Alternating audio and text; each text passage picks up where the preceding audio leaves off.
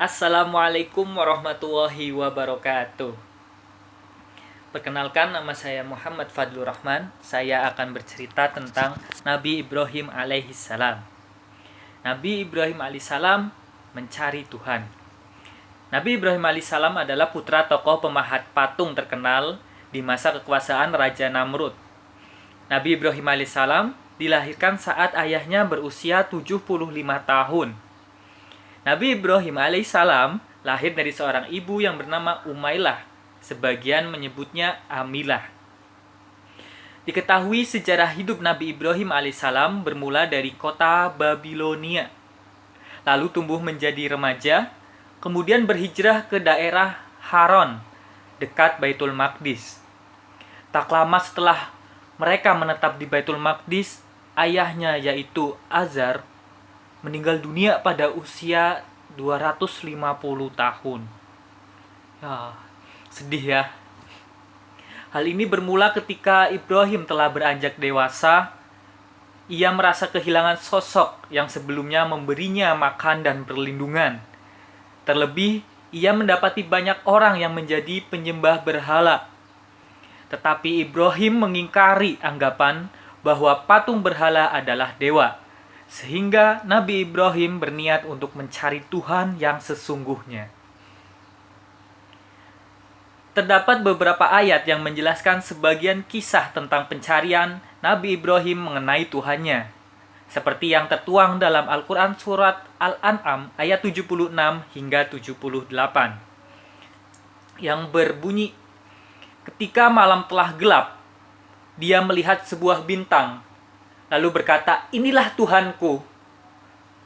Tetapi tatkala bintang itu tenggelam, dia berkata, "Saya tidak suka kepada yang tenggelam." Quran Surat Al-An'am ayat 77. Kemudian tatkala dia melihat bulan terbit, dia berkata, "Inilah Tuhanku." Tetapi setelah bulan itu terbenam, dia berkata, "Sesungguhnya, jika Tuhanku tidak memberi petunjuk kepadaku, pastilah aku termasuk orang yang sesat."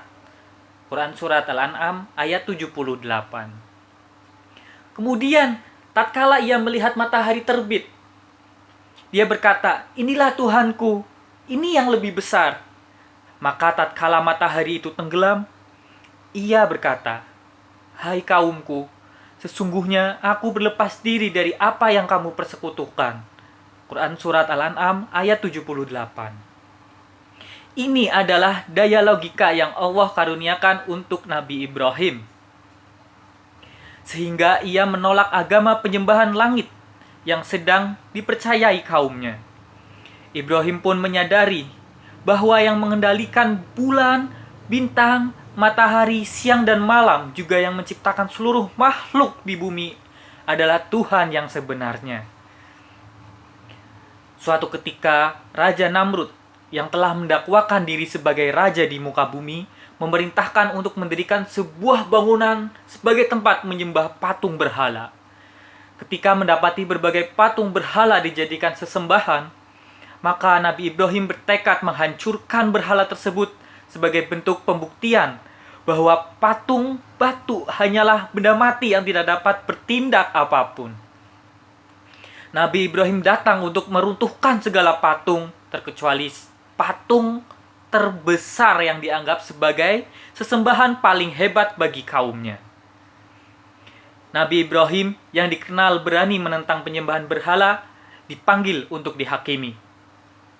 Mereka bertanya, "Apakah kamu yang melakukan perbuatan ini terhadap sesembahan kami, wahai Ibrahim?" Ibrahim menjawab, "Sebenarnya patung terbesar itulah yang melakukan hal ini. Coba tanyakan kepada benda itu jika memang dapat berbicara." Mereka pun mulai tersadar. Lalu dengan kepala tertunduk, mereka berkata, Sesungguhnya kami telah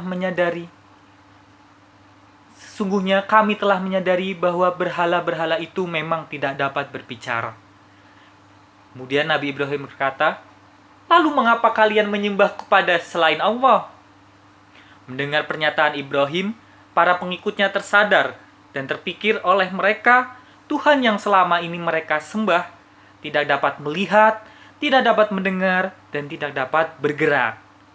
Demikian kisah yang dapat saya sampaikan, pelajaran yang dapat kita ambil dari perjalanan Nabi Ibrahim mencari Tuhannya adalah bahwasanya kita sebagai manusia dikaruniai akal, maka kita harus menggunakan akal kita supaya kita bisa berpikir dengan jernih, dengan sehat. Manakah Tuhan kita? Apakah Tuhan kita dunia atau yang menciptakan dunia itu?